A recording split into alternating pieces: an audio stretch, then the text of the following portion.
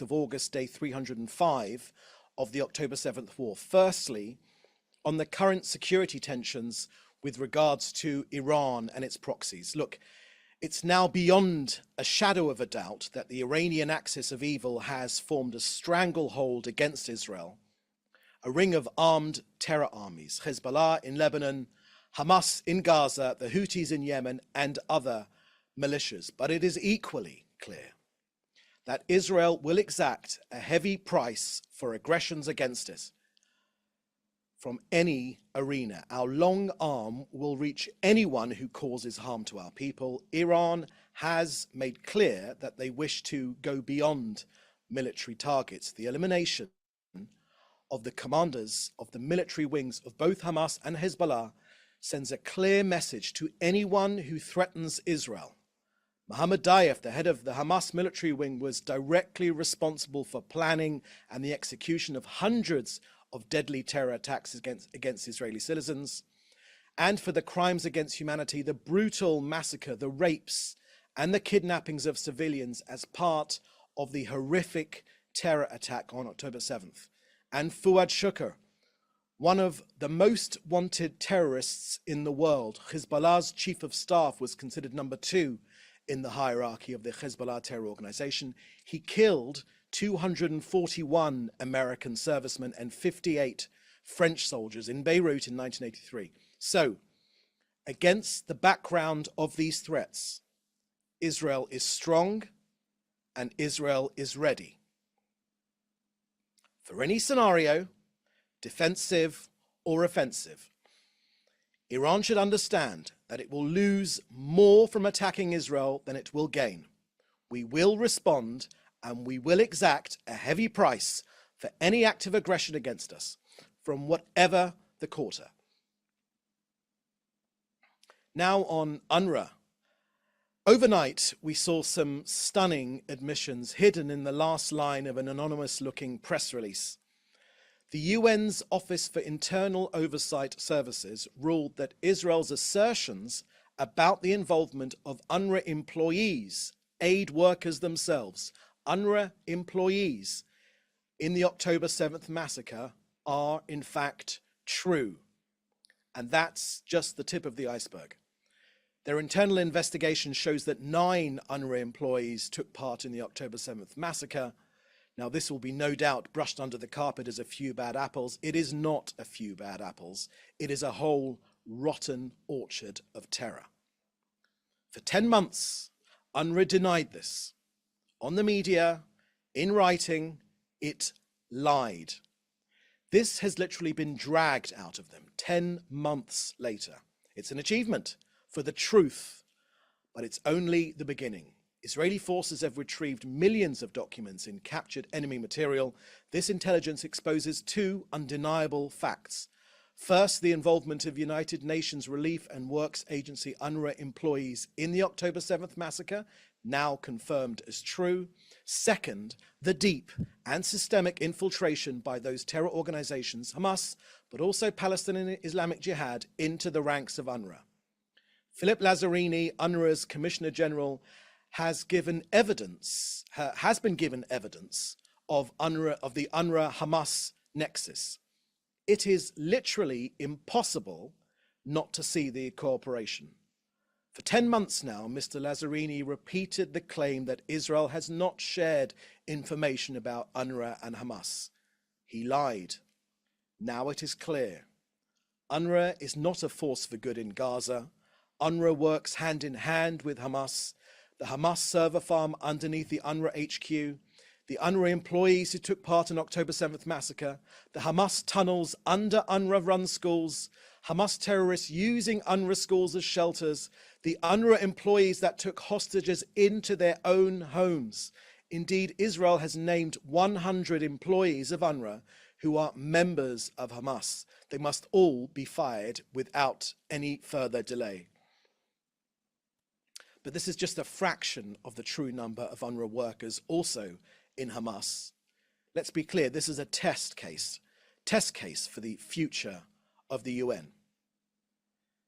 So we say loud and clear, Israel calls on countries not to transfer funds to UNRWA. as the funds will likely be used to support terror. The fact that a UN organization was infiltrated by a terror organization should be of concern to all humanitarians. UNRWA are useless at aid distribution. UNRWA are useless at education. Israel sees no role for UNRWA in Gaza after the war ends. The fact that the UN remains silent about it is also of concern to donating countries. Now look, this is extremely important. Yes, of course, we call on the world to support valid humanitarian organizations in Gaza. They are needed. They are the real backbone of the humanitarian effort, but UNRWA is a front for Hamas. Now to COGAT and their work coordinating aid into Gaza. We are surging humanitarian aid into Gaza with more and more going in every day. In the last 24 hours, 274 trucks carrying humanitarian aid goods went into Gaza. Trucks arrived from Israel and the port of Ashdod, Egypt and Jordan, and entered via Kerem Shalom, 225 trucks, and the Erez crossing, 49 trucks. 6 tankers of cooking gas for vital humanitarian infrastructure also went in. There are 13 bakeries operational in Gaza, 6 in northern Gaza and 7 in central Gaza, producing close to 3 million pita bread loaves a day. We will continue to expand our efforts to facilitate humanitarian aid into and across Gaza. Since the beginning of this war, 45,000 trucks have delivered more than 858,000 tons of humanitarian aid that have entered Gaza. That's 80% more food compared to prior to October the 7th. So that's the end of our briefing today. I will now take your questions, which you should put in the chat together with your news outlet. Thank you. First question here is from Celia Vasdal from TV2 Norway. Iran said in a statement that they are definitely going to attack Israel. How are you preparing for this, and what will be the consequences of an Iranian attack? Thank you for that question, Celia.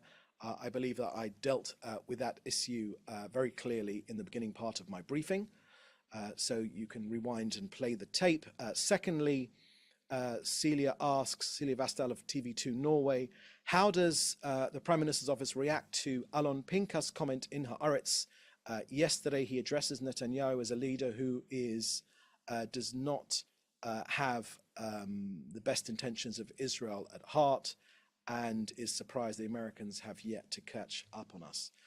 Thank you for that question, Celia. So, of course, Israel has a vibrant media.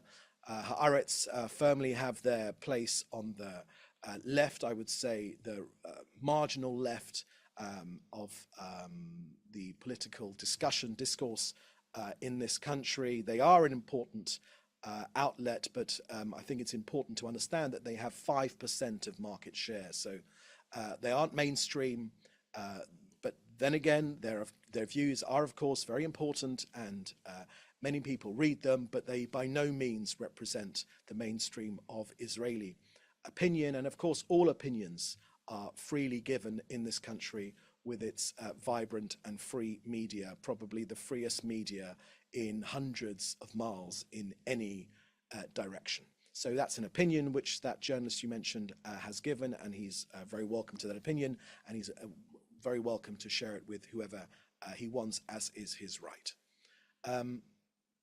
Next question from Joel Pollack at Breitbart News. Firstly, CNN reported yesterday that nearly half of Hamas military battalions in northern and central Gaza have rebuilt some of their fighting capabilities despite more than 9 months of Israel's brutal offensive. The article disputed Prime Minister Netanyahu's claim that Israel is near victory in Gaza. The IDF denied the claims. Does the government have a response?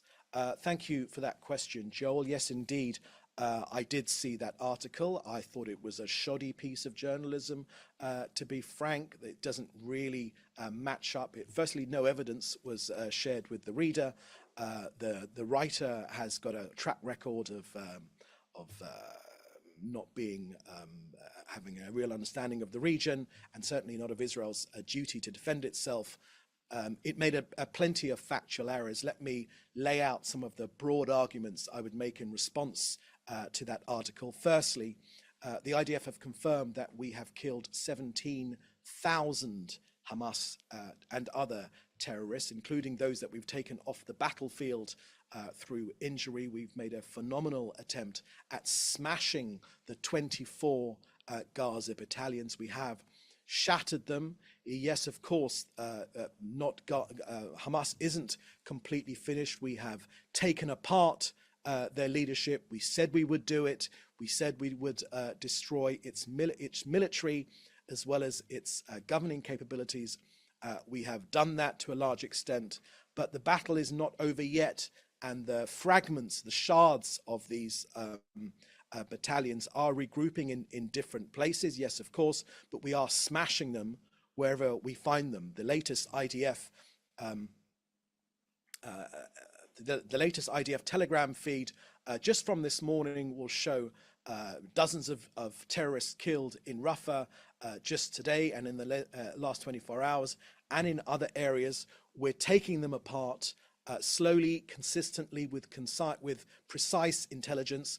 And the bare facts of the matter are that Hamas have largely been shattered. They are not finished yet. Given half an opportunity, they would regroup and they would carry out their stated ambition to destroy this country and carry out another October the 7th massacre. We're here to stop them doing that, and it's difficult for Gazan civil society to rise up and live in peace with us when there are parts of Gaza which are still worried about a resuscitated Hamas. So we are finishing this job. So there's lots of factual inaccuracies.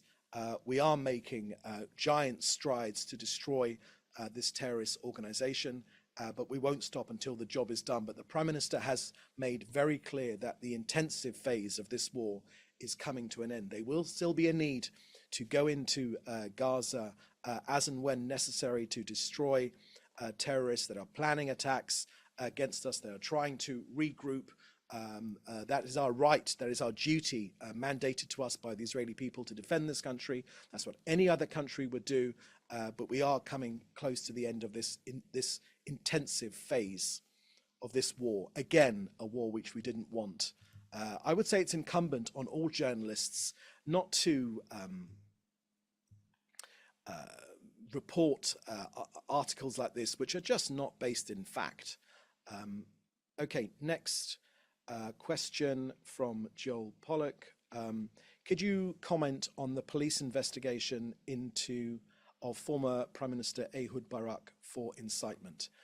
Thank you for that question, Joel. I haven't seen those reports, and we haven't got any comment to make on that. And it's from your question, it looks like a police matter rather than a question for the Prime Minister's office. Next question here is from Jim Williams at Zenga International News. As of 6 p.m. yesterday, US State Department has not received a copy of the UN report on the UNRWA investigation, and spokesperson Matt Miller expressed hope to have one soon. It is not clear if anyone in the Israeli government has received a copy yet. Do you have any idea if Israel has a copy of the document? Thank you for that question, Jim. I saw the results of the investigation, which was released, I think, overnight, and I saw them this morning. I will check up if I can come back to you on that issue about the actual document you're looking at, but the results of that investigation have been shared publicly. Next question from Hannah Julian from the Jewish Press regarding Jordan, another country with whom Israel has a long-time peace treaty, has announced it will not allow anyone to use its airspace to respond to any Iranian attack on Israel, including those defending the Jewish state. What is Israel's response to this announcement, which comes along with Egypt's announcement that it will not join any coalition to defend Israel in such an attack. Okay, let me reply in this way, Hannah. We are extremely grateful to the United States and our other allies, I don't want to mention them publicly, who have said that they will stand with Israel. For some of them, they wish to do that privately, and I'm not going to share who they are from this podium. We are extremely grateful for that coalition that is forming to defend our people. We could be nothing but grateful to the coalition of countries led by the US that is pledged to defend the integrity of our people and protect our civilians and our country. Of course, the lion's share of that work is done by the IDF, as is their duty, as they have been mandated to do by the people and by the government of Israel. But the international community and all of those countries which you mentioned must curb the dangerous ambitions of Iran, which openly states its intentions to destroy the state of Israel, but not only us. They threaten both regional stability and the free world. All countries know that. Countries in our neighborhood know that for sure, and that is the basis of which we're working together. But the coalition being brought together by the US to support this country, we are grateful, and we are working together to face down both defensively and offensively this Iranian terrorist threat. Okay, I think that looks like the last question. Any other questions? No, that's the last question. So with that, thank you very much for joining us. We have these briefings Monday, Tuesday, Wednesday, and Thursday. The next one will be tomorrow at 3:30. In the meantime, we are available for any other questions or for interviews. Thank you for joining us. Please do stay safe, and look forward to seeing you again. Thank you. Bye-bye.